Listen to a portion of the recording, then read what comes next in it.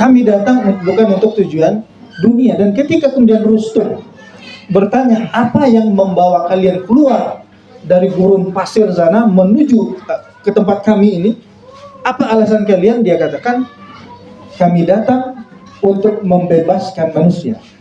Kami datang untuk memerdekakan manusia dari penghambaan kepada sesama hamba menuju penghambaan kepada Allah Subhanahu wa taala. Assalamualaikum warahmatullahi wabarakatuh. Waalaikumsalam warahmatullahi wabarakatuh. Innal hamdalillah nahmaduhu wa nasta'inuhu wa nastaghfiruh wa na'udzu billahi min shururi anfusina wa min sayyiati a'malina.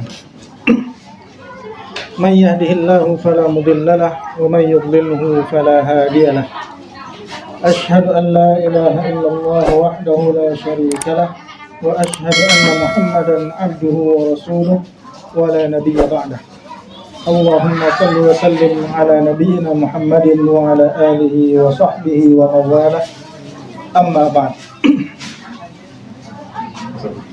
Bapak-bapak dan ibu-ibu yang dirahmati Allah,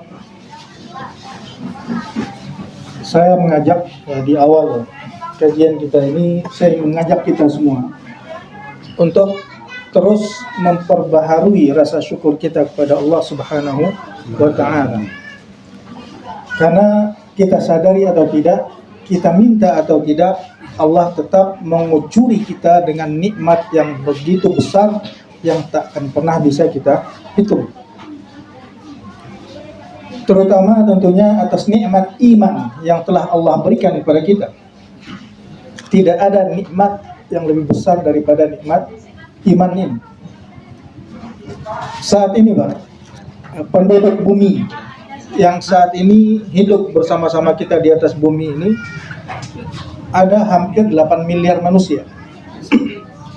Sekitar 7,9 miliar manusia hidup bersama-sama kita di atas bumi ini. Di antara 7,9 miliar itu, kira-kira yang beriman kepada Allah berapa persennya? Berapa orang yang beriman kepada Allah? Umat Islam dari persentase semua itu hanya sekitar 1,9 miliar. Artinya kurang lebih seperempat atau kurang. Seperempat persen ya, dari populasi manusia yang ada di atas bumi. Seperempat itu sedikit apa banyak? Sedikit. Artinya ketika Allah sudah berikan kita hidayah iman, berarti hidayah itu menjadi satu hal yang sangat layak untuk kita syukuri. Banyak di antara jadi 3/4 yang lain itu, banyak di antara mereka misalnya yang menuhankan Isa Al-Masih alaihissalam. Ada yang bahkan menuhankan sapi, ada yang menuhankan kera, ada yang bahkan menuhankan tikus. Kalau Bapak lihat di Facebook itu ada video itu kuil penyembahan tikus. Jadi ketika kita melihat orang-orang yang menyembah hal-hal seperti itu, kita hanya bisa berucap Alhamdulillah ala ni'matil iman. Alhamdulillah atas nikmat iman, yang dengan nikmat iman itu kita hanya menyembah Allah Subhanahu wa ta'ala. Dan ini yang kemudian menjadi fondasi dari semua. Karena iman itu kemudian yang membebaskan manusia dari penghambaan kepada sesama manusia menuju penghambaan kepada Allah semata. Pernah dengar yang namanya sahabat Rib'i bin Amir? Rib'i bin Amir. Kalau Abu Bakar sering dengar ya, Umar sering dengar. Tapi kalau Rib'i bin Amir ini salah seorang sahabat Rasulullah.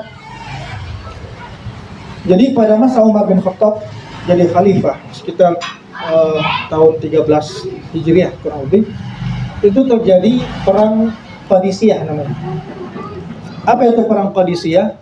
Itu perang terbesar antara umat Islam melawan Persia.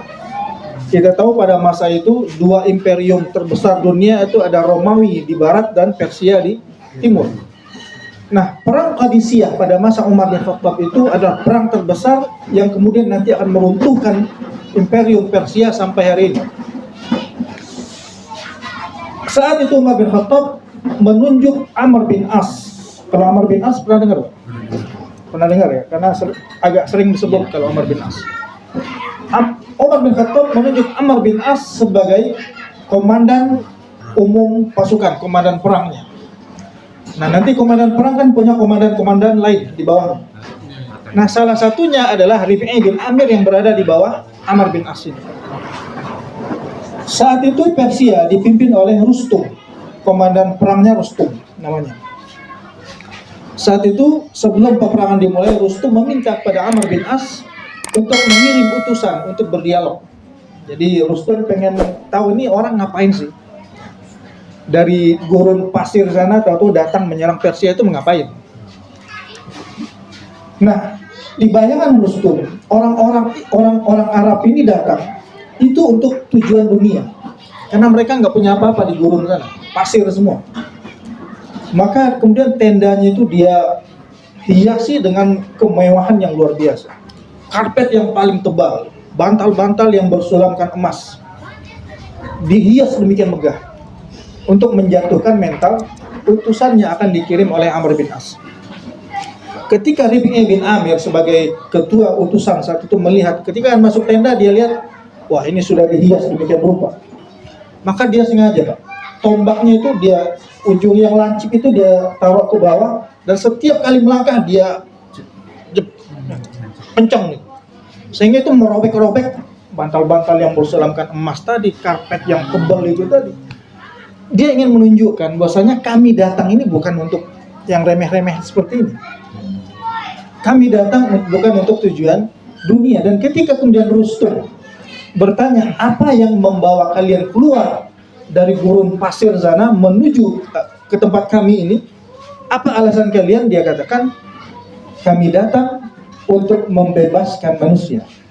Kami datang untuk memerdekakan manusia dari penghambaan kepada sesama hamba menuju penghambaan kepada Allah Subhanahu wa Ta'ala. Jadi inti dari semua futuhat Islamiyah, dari semua penaklukan Islam itu adalah mengembalikan manusia kepada derajatnya, kepada fitrahnya sebagai hamba Allah saja, tanpa menghambakan diri kepada sesama manusia. Rustum, Mbak, saat itu untuk mempermalukan utusan ini, dia suruh anak buahnya untuk mengambil tanah, taruh di ember dan dikasihin kepada Rib'i bin Amir. Maksud dia apa? Untuk mempermalukan. Tapi oleh Rib'i itu dibawa.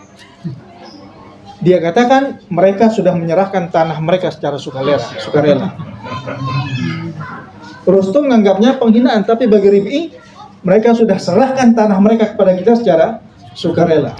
Dan memang pertempuran itu kemudian Qadisiyah itu dimenangkan oleh kaum muslimin. Jadi nikmat iman menjadi nikmat yang sangat layak untuk kita perbaharui syukurnya setiap saat. Dan mudah-mudahan ketika Allah mengatakan, hai orang-orang yang beriman, diwajibkan atas kalian berpuasa, dan kemudian kita berpuasa, mudah-mudahan itu menjadi bukti komitmen keimanan kita di hadapan Allah Subhanahu wa Ta'ala. Karena suatu ketika pernah ada orang Arab Badui, Pak, datang menemui Rasulullah dan mengatakan, amanna, hai Muhammad, kami telah beriman. Ya qalatil a'rabu amanna. Langsung dibantah sama Allah. Qul lam tu'minu walakin qulu aslamna walamma yadkhulul iman fi qulubikum. Katakan, hai Muhammad, pada orang-orang Badui yang mengatakan mengaku beriman itu, kalian belum beriman. Walakin qulu aslamna, tapi katakan kalian baru berislam. Kenapa? Walamma yadkhulul iman fi qulubikum. Karena iman belum masuk ke dalam hati kalian. Maka saya katakan tadi, dengan kita menyambut seruan Allah untuk berpuasa, mudah-mudahan itu menjadi salah satu bukti dari komitmen keimanan kita di hadapan Allah, sehingga dengan itu mudah-mudahan Allah catat kita sebagai orang-orang yang betul-betul sebagai orang yang beriman di sisinya. Lalu yang kedua, kita bersyukur atas nikmat Ramadan yang Allah anugerahkan kepada kita. Luar biasa, nikmat Ramadan ini sangat-sangat luar biasa. Dan mungkin nanti saat jasad kita itu sudah berkalang tanah, baru kita akan betul-betul menyadari betapa berharganya Ramadan itu.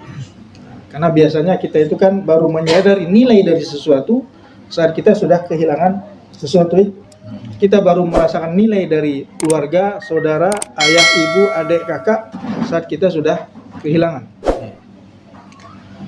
Lalu bulan Ramadan ini sering disebut misalnya sebagai bulan rahmat, sebagai bulan maghfirah, sebagai bulan di mana Allah membebaskan kita dari api neraka. Tapi ketika Allah membahas tentang bulan Ramadan, Pak, kira-kira Allah menyebut bulan Ramadan ini sebagai bulan apa? Tadi dibaca oleh Pak Putra, Syahrul Ramadan alladzi unzila fihi al-Qur'an. Bulan Ramadan adalah, kata Allah, Allah tidak katakan bulan rahmat, bulan maghfirah, bulan itqum minan nar, itu ada di hadis. Tapi ketika Allah berbicara dalam Al-Qur'an, Allah katakan Syahrul Ramadan alladzi unzila fihi al-Qur'an. Bulan Ramadan adalah bulan diturunkannya Al-Qur'an. Artinya apa? Ramadan itu ya bulan Al-Qur'an. Ramadan dan Al-Quran itu adalah dua hal yang tidak terpisahkan dan tidak boleh dipisahkan. Artinya setiap muslim harusnya menjadikan momentum Ramadan ini sebagai titik tolak untuk memperbaiki interaksi dia dengan Al-Quran, memperbaiki interaksi kita dengan Al-Quran. Kenapa? Biasa kan Ramadan itu kan bulan di mana Allah bukakan segala pintu kebaikan. Kita terasa ringan untuk melakukan banyak kebaikan di bulan Ramadan. Banyak orang yang ketika di bulan Ramadan itu mudah saja mengkhatamkan Al-Quran. Baca 1 juz sehari itu ringan saja rasanya. Tapi di luar Ramadan, baca 1 halaman itu udah berat. Dan di bulan Ramadan pula Jibril itu selalu turun kepada Rasulullah dan Rasulullah tadarusan sama Jibril. Ya, setiap Ramadan itu Rasulullah itu murojaah sama Jibril. Jadi orang yang kalau sekarang kan banyak istilah sanad Al-Quran itu, sanadnya sampai kepada Rasulullah. Rasulullah itu sanadnya dari mana? Dari Jibril langsung. Jibril dari siapa? Dari Allah langsung. Jadi setiap Ramadan Jibril itu turun dan Rasulullah murojaah membaca Al-Quran dengan disimak langsung oleh Jibril. Dan pada tahun terakhir sebelum Rasulullah wafat itu Jibril turun 2 kali. Ya, turun sampai 2 kali dan Rasulullah simaan itu, tadarusan sama Jibril alaihi salam. Nah, kalau kita lihat di dalam Al-Quran itu, Pak, Allah itu ketika memberi kita perintah berinteraksi dengan Al-Quran itu macam-macam bentuknya. Jadi tidak satu bentuk saja. Allah tidak mengatakan baca Quran, baca Quran, baca Quran, enggak. Kadang Allah perintahkan kita untuk membaca, ya, waratil Quran tartila, bacalah Al-Quran dengan tartil. Tapi Allah juga tahu, Pak, kita itu banyak malasnya. Banyak malasnya memang. Maka kadang-kadang di ayat lain Allah perintahkan kita untuk cukup mendengar saja. Wa idza quri'al Qur'an fastami'u lahu wa ansitu la'allakum turhamun. Jika Al-Quran dibacakan, fastami'u, dengarkan, wa ansitu, dan diam, la'allakum turhamun, dengan itu pun kalian dapat rahmat, kata Allah. Kalau misalnya lagi semangat, Allah perintahkan untuk mentadabbur Al-Quran. Afala yatadabbaruna Al-Quran am ala qulubin aqfaluha. Tidakkah mereka mentadabburi Al-Quran, kata Allah, atau apakah hati mereka sudah terkunci? Liyadabbaru ayatihi, kami turunkan Al-Quran itu agar mereka mentadabburi ayat-ayatnya. Lalu terkadang Allah berikan gambaran kepada kita tentang betapa buruknya jika kita meninggalkan Al-Quran, jika kita mengabaikan Al-Quran. Allah rekam itu dalam sebuah pengaduan dari Rasulullah, wa qala rabbi inna qaumi ittakhadhu hadzal qur'ana mahjura. Rasulullah mengadu, ya Rabb, sesungguhnya kaumku menjadikan Al-Quran sebagai sesuatu yang diabaikan, sebagai sesuatu yang ditinggalkan. Artinya jika kita mengabaikan Al-Quran, jika kita meninggalkan Al-Quran, jika kita termasuk yang diadukan oleh Rasulullah tadi.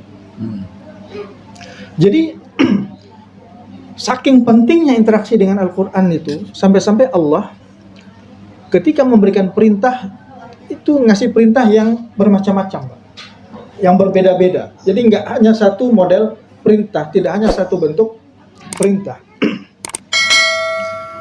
Dan andaikan kita ini betul-betul menyadari betapa mulianya menjadi umat Al-Quran, maka mungkin kita tidak akan pernah mau meninggalkan Al-Quran. Al-Quran ini kan jadi dari sejak zaman Nabi Adam, Pak, Nabi Nuh, kemudian sampai Nabi Muhammad SAW, Al-Quran ini adalah mukjizat terbesar Nabi yang pernah diutus oleh Allah Subhanahu wa Ta'ala. Apakah Rasulullah punya mukjizat lain selain Al-Quran? Punya apa? Rasulullah punya mukjizat lain selain Al-Quran? Banyak. Mulai dari membelah bulan. Bulan benar-benar terbelah itu, dibelah. Rasulullah juga pernah dari jari-jari beliau keluar air. Pernah juga misalnya makanan yang sedikit jadi banyak. Nah, itu di perang Khandaq itu. Jadi sahabat itu ngeliat Rasulullah kayaknya udah berapa hari nggak makan itu sampai diganjel pakai batu. Kita puasa sehari kayaknya udah berat banget. Nah, Rasulullah itu mungkin hanya minum saja. Akhirnya ada seorang sahabat bilang ke istrinya, kita punya apa di rumah? Ya, cuman punya sedikit makanan, paling cukup 4-5 orang lah. Dia udah bisikin sama Rasulullah, ajak 3-4 orang, ajak Rasulullah ke rumah. Begitu Rasulullah dikasih tahu, Rasulullah katakan pada orang-orang yang gali parit itu, ayo semuanya makan. Ratusan orang. Panik tuan rumah. Makanan untuk 3-4 orang yang datang ratusan. Tapi Rasulullah katakan, kalian masak apa? Udah, itu jangan dibuka-buka. Panci kualinya itu jangan dibuka-buka. Jadi Rasulullah yang ngambilin itu. Dan tiap satu orang datang bawa tempat, dia beli. Terus sampai semuanya kenyang, sampai Rasulullah kemudian makan, ketika dilihat masih utuh, Pak. Kayak seperti itu salah satu di antara mukjizat Rasulullah SAW. Tapi mukjizat terbesar beliau apa? Al-Quran ini. Mukjizat nabi-nabi yang terdahulu itu biasanya ya selesai dengan wafatnya rasul-rasul itu. Nabi Musa tongkatnya membelah lautan misalnya. Kalaupun sekarang tongkat Nabi Musa itu masih ada, Pak, itu udah nggak bisa dipakai.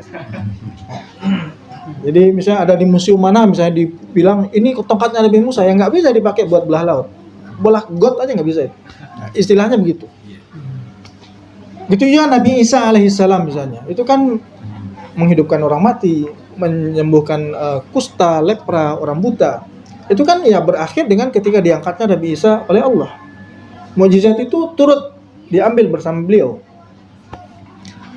Tapi mukjizat Rasulullah dibuat oleh Allah sebagai mukjizah khalidah bahasanya, sebagai mukjizat yang abadi, Pak. Takut 29. Mukjizat yang abadi karena Rasulullah diutus memang untuk seluruh umat manusia dan sampai hari kiamat.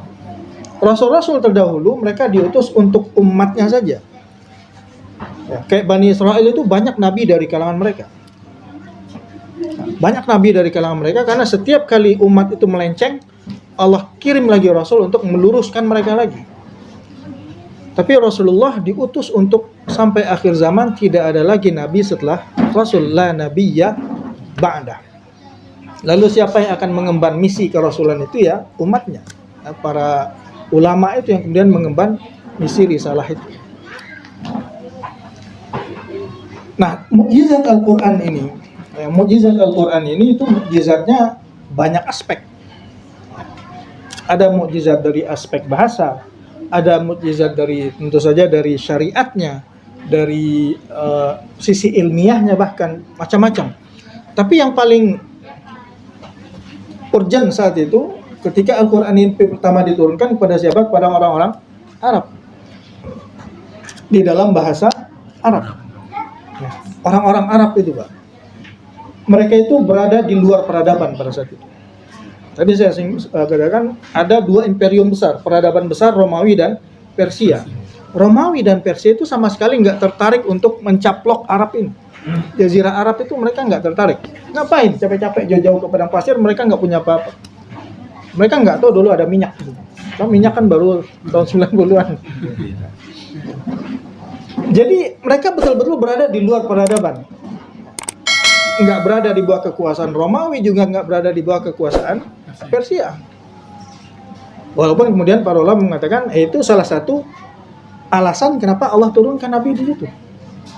Karena kalau berada di bawah kekuasaan besar, mungkin kekuasaan itu akan ikut campur di situ. Kayak Nabi Isa itu kan, kalau kita lihat filmnya katakan, itu kan prajurit tentara Romawi itu ikut mengejar-ngejar Nabi Isa.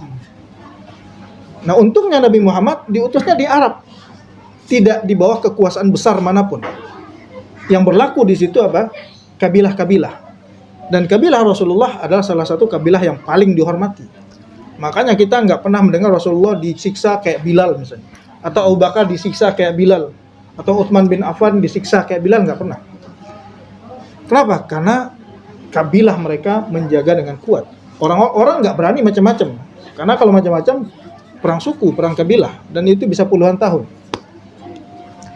Nah, dengan kondisi mereka saat itu, dengan yang seperti itu, di mana mereka nggak punya apa-apa, maka salah satu kebanggaan terbesar mereka apa? Bahasa. Bahasa Arab itu menjadi salah satu kebanggaan terbesar yang dimiliki orang Arab. Karena mereka nggak punya yang lain.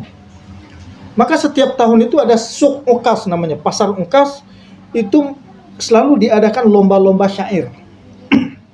Pemenangnya diambil 7 pemenang tertinggi, nanti itu syair mereka akan ditempel di Ka'bah sebagai sebuah bentuk penghormatan tertinggi kepada syair-syair terbaik pada masa itu. Lalu Allah turunkan Al-Quran dalam bahasa Arab. Mereka mengatakan itu bikinan Muhammad. Mereka menuduh Al-Quran itu dibuat-buat oleh Nabi Muhammad. Maka Allah tantang mereka. Kalau memang ini dibuat oleh Muhammad, ya udah kalian coba bikin yang sama seperti Al-Quran. Makanya kayak kita ada mengenal huruf-huruf muqatta'ah. Huruf-huruf di awal surat itu kayak alif lam mim, yasin, ha mim, alif lam ra. Itu kan kalau kita baca tafsir ya Allah yang paling tahu maknanya. Tapi sebagian ulama mengatakan ini salah satu bentuk tantangan dari Allah. Hai orang-orang Arab, ini Al-Quran ini turunnya dengan huruf-huruf yang kalian kenal.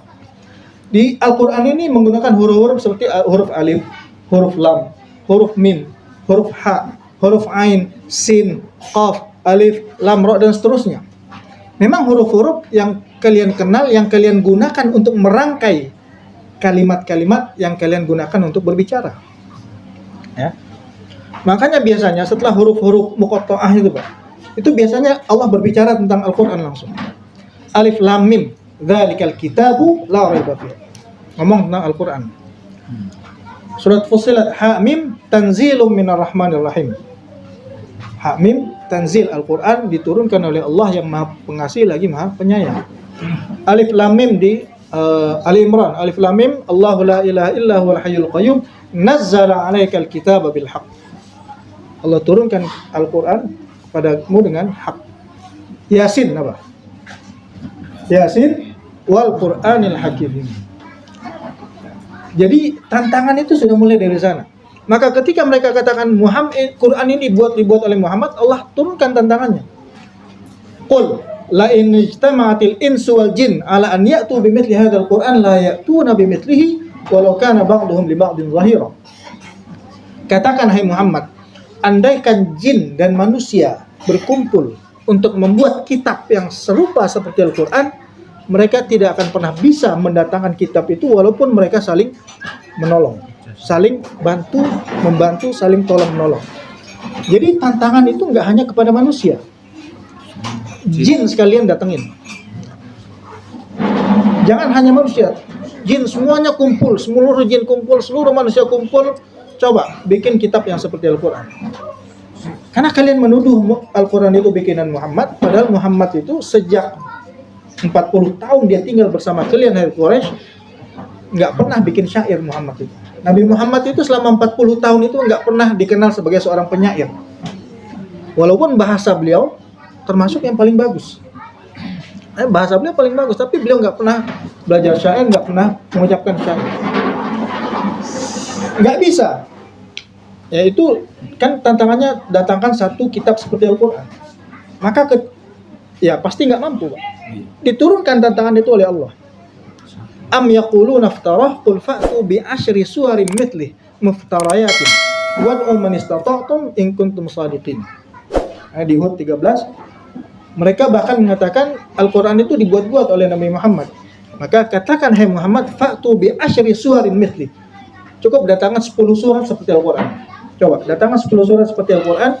Kalian kan masternya bahasa Arab. Bahasa Arab itu bahasa kalian. Coba datangkan.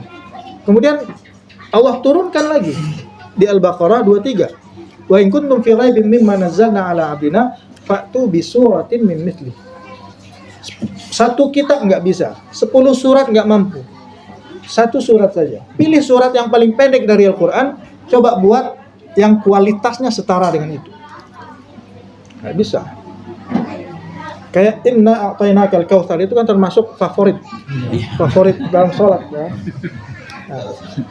Inna a'tainakal kautsar fashalli li rabbika wanhar inna syani'aka huwal abtar. Itu kan ujungnya ar gitu. Jadi kalau yang di juz amma itu Pak, surat-surat pendek itu memang ada kayak syair kayak puisi gitu. Ritme ya gitu, rima itu. Ya, ujungnya sama-sama. Terdengarnya indah. Qul huwallahu ahad, Allahus samad, lam yalid wa lam yulad. Jadi silakan pilih surat mana saja yang paling pendek, buat yang seperti itu. Dan tantangan itu nggak hanya buat mereka, sampai hari ini dan sampai hari kiamat masih berlaku. Silakan siapapun yang merasa jago banget bahasa Arab silakan dibuat. Dan itu pernah dibuat, Pak. Jadi masih pada masa Rasulullah. Ada yang namanya Musailamah Al-Kadzab. Al-Kadzab itu gelarnya. Artinya pendusta. Namanya Musailamah. Jadi sejak masa Rasulullah hidup pun sudah ada yang mengaku sebagai nabi. Gak hanya di Indonesia, Pak. Di Arab pun ya, di arah Yaman sana itu Musailamah itu muncul dan bahkan dengan songongnya mengatakan kepada Rasulullah, "Hai Muhammad, kita bagi saja dunia ini menjadi dua. Setengah buatmu, setengah buatku. Kita sama-sama Rasul," katanya. Maka disebut Al-Kadzab dia. Nah, suatu ketika Amr bin As itu datang menemui si Musailamah ini. Ya, sebelum kemudian nanti kan ada perang Riddah namanya. Perang untuk itu tadi, ya, melawan Musailamah itu. Kemudian Amr bin As mengatakan, kalau memang engkau itu nabi, menerima wahyu dari Allah, coba bacain wahyunya mana. Ya, kalau Rasulullah itu kan sudah jelas, Al-Quran sudah banyak dibacakan. Maka Musailamah kemudian mulai membacakan ayat-ayat yang dia klaim sebagai wahyu dari Allah. Ada yang ada surat Fil-nya juga. Kalau kita di Al-Quran ada surat Fil, alam tara kaifa fa'ala rabbuka bi ashabil fil. Tapi surat Fil-nya Musailamah ini unik, lucu. Dia katakan al-fil punya khurtum tawil. Khurtum itu belalai, badannya besar, dan artinya yang anak-anak pun kalau baca itu ini bahasanya terlalu rendah lah. Kemudian ada lagi surat Difda namanya. Difda itu kodok. Ad-Difda ibnu Difda'ain, kodok, anak dari dua kodok karena bapak sama ibunya. Jadi Amr bin As itu dengerin aja. Kemudian setelah selesai dia bilang, Musailamah katanya, innaka ta'lam anni a'lam annaka kadzib. Musailamah, ente itu sebenarnya tahu kalau bahwasanya saya ini tahu bahwasanya ente itu pendusta. Jadi Musailamah itu sebenarnya ketika dia bacakan itu, dia sebenarnya sadar bahwasanya Amr bin As ini bakal tahu bahwasanya yang dia bacakan itu bukanlah wahyu dari Allah. Karena kalau yang wahyu itu, Pak, ketika di masa fase Makkah itu ketika Abu Bakar misalnya sholat malam, itu ibu-ibu, emak-emak dan anak-anak kecil itu berduyun-duyun, berbondong-bondong mengitari tempat Abu Bakar sholat itu untuk mendengarkan Al-Quran. Abu Jahal kenal, Pak? Kenal di mana? Pernah dengar? Abu Jahal yang disebut Fir'aunnya umat ini tuh Abu Jahal. Abu Sufyan, nanti Abu Sufyan masuk Islam. Kemudian ada Al-Akhnas namanya. Ini gembong-gembong musyrikin Quraisy pada masa itu. Mereka itu malam-malam itu pergi ke rumahnya Rasulullah untuk mendengarkan Rasulullah sholat malam dan mendengarkan Al-Qur'annya. Tapi mereka saat itu nggak ketemu. Jadi yang satu ada di sebelah kiri rumah, yang satu sebelah sini, yang satu sebelah sini. Ketika mereka pulang ketemu di jalan, ente dari mana? Pertama nggak mau ngaku, tapi mereka udah sama-sama tahu itu. Soalnya mereka sama-sama ke sana. Akhirnya mereka sama-sama ngaku dan kemudian mereka katakan, yaudah besok-besok jangan gini lagi. Karena kalau orang-orang tahu kita dengerin Al-Quran bisa bahaya. Orang-orang bisa masuk Islam semua. Tapi besoknya terjadi lagi hal yang sama. Hari ketiga terjadi lagi yang seperti itu. Karena mereka nggak bisa tahan, Pak. Mendengar keindahan Al-Quran itu mereka nggak bisa tahan. Utbah bin Rabi'ah itu salah satu tokoh senior Quraisy.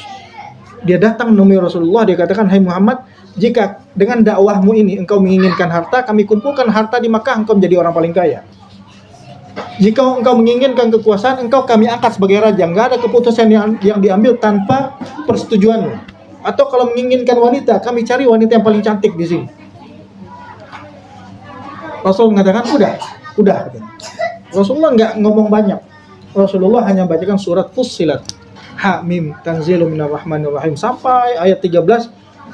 Ketika sampai ayat 13, jadi si Utbah ini dia dengerin itu, khusyuk dengerinnya, Pak. Menikmati sekali. Ketika sampai ayat 13, dia kaget, langsung berdiri dan cukup. Apa di ayat 13? Di ayat 13, fa in a'radu faqul anzartukum sa'iqatan mithla sa'iqati 'adin wa thamud. Jika mereka tetap berpaling, hai Muhammad, maka katakanlah bahwasanya aku telah memperingatkan kalian dari petir dahsyat yang dulu menghancurkan kaum Ad dan Thamud. Dengar itu dia langsung kaget berdiri, dia bilang, "Cukup Muhammad." Lalu dia kembali dengan muka pucat pasi. Sudah berubah. Dia katakan, ketika Muhammad sampai ke ayat itu, aku katakan cukup karena aku takut. Muhammad itu kalau ngomong-ngomong nggak pernah bohong. Dia takut petir itu betul-betul dikirim Allah pada mereka. Jadi Al-Quran ini mukjizatnya luar biasa, terutama dari sisi bahasa tadi, karena diturunkan di awal-awal itu untuk orang-orang Quraisy.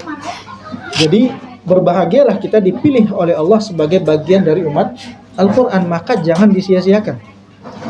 Keberadaan Ustaz Rizky di sini jangan disia-siakan, Pak. Harus dimanfaatkan sebesar-besarnya. Banyak orang di komplek-komplek lain itu mau ngaji itu nyari-nyari ustadz dari luar susah. Ini ustadznya sudah ada, meluangkan waktunya. Nambah hafalan. Jadi tahsin itu penting sekali. Nambah hafalan juga perlu. Ya. Saya punya kawan, Pak, di Bukit Tinggi itu. Ketika dia pertama dipindah ke sana, musola itu isinya nenek-nenek semua. Dia katakan pada nenek-nenek itu, "Malu, Bu, nanti ketika kita di hadapan Allah kasih umur 60 tahun, 70 tahun, masa sholatnya cuma pakai kulhu terus. 3 kul terus sama Al-Kautsar. Ntar ngomongnya sama Allah gimana?" Setelah 3 tahun, Pak, sekarang nenek-nenek itu sudah ada yang selesai juz 30. Juz 30 bukan 30 juz ya. Juz 30 dan bahkan sudah selesai juga juz 1 dari Al-Baqarah. Dan musola yang tadinya kecil itu sekarang sudah menjadi markas tahfiz yang megah. Ratusan santrinya sekarang. Artinya yang penting semangatnya, Pak. Bukan masalah usianya. Umur itu hanya angka. Yang penting semangat kita untuk nambah. Enggak masalah 1 hari 1 ayat. Saya sabbihisma rabbikal a'la 1 ayat. Bapak seharian baca itu aja terus sampai 200-300 kali, insya Allah ngelotok gitu. Besok nambah lagi, tapi sebelum nambah minta Ustaz Rizky yang membacakan agar bacaan kita benar. Karena baca Quran itu yang paling penting talaki, Pak. Harus bertalaki, harus sama guru. Kalau nggak sama guru ngaco, Pak. Ya. Sehebat apapun orang, dia tetap harus talaki. Masih ada waktu, dikit lagi. Saya tahun 2015, Pak. Tahun 2015 itu ada sekitar hampir 15 ustadz yang akan dikirim oleh Dompet Duafa ke luar negeri. Berdakwah, ada yang ke Australia, ada yang ke Selandia Baru, ada yang ke Thailand, ke Malaysia, macam-macam. Nah, jadi sebelum berangkat kita di karantina. Ada satu orang kawan kita, alumni Mesir, yang beliau itu memang belajar tahsinnya itu sama syekh-syekh yang bersanad di sana. Nah, setiap habis subuh 3 hari itu kita diminta untuk menyetorin Al-Fatihah kita kepada beliau. Nah, ini kan ustadz-ustadz semua, alumni Mesir, alumni Libya, alumni Saudi, yang jam terbang dakwahnya itu sudah nggak terhitung. Singa-singa mimbar semua. Jadi imam itu udah nggak terhitung, biasa jadi imam tarawih, imam sholat Jumat gitu. Tapi ketika nyetorin Al-Fatihah kepada orang yang berilmu, yang punya sanad, salah semua. Padahal kita merasa selama ini Al-Fatihah kita baik-baik saja. Selama ini kita dengan PD-nya menjadi imam di mana-mana. Tapi ternyata ketika di storing pada beliau 3 hari itu beliau nggak mau ngasih sanad, belum katanya. Belum katanya. Jadi kayak jadi kan banyak Ar-Rahman Ar-Rahim Malik Yaumiddin yang banyak itu nggak ada itu apa katanya, nggak ada itu apa, harus jelas, I-nya itu harus jelas, I baru ketemu H, gitu. Kita selama ini nggak pernah mikir ke sana, pokoknya imam aja. Jadi artinya yang sudah ustadz kaliber internasional pun ternyata ketika diminta setoran Al-Fatihah salah semua. Apalagi kita yang baru belajar. Dan banyak imam-imam di masjid-masjid kita ini ya harusnya belajar lagi, Pak. Cuman masalahnya memang ketika umur sudah agak tua kemudian merasa sudah nggak perlu belajar lagi. Musibahnya di sana. Nah, tapi untuk paling tidak untuk kita yang ada di sini, keberadaan Ustaz Rizky silakan dimanfaatkan sebaik-baiknya. Mudah-mudahan ya dengan Al-Quran Allah muliakan kita di dunia dan akhirat. Dengan Ramadan Allah muliakan kita di dunia dan akhirat. Dan mudah-mudahan ketika keluar dari Ramadan ini Allah jadikan kita termasuk hamba-hamba Allah yang mendapatkan ampunan dari Allah Subhanahu wa Ta'ala. Ini yang dapat saya sampaikan, kurang lebihnya mohon maaf. Wabillahi taufiq wal hidayah. Assalamualaikum warahmatullahi wabarakatuh.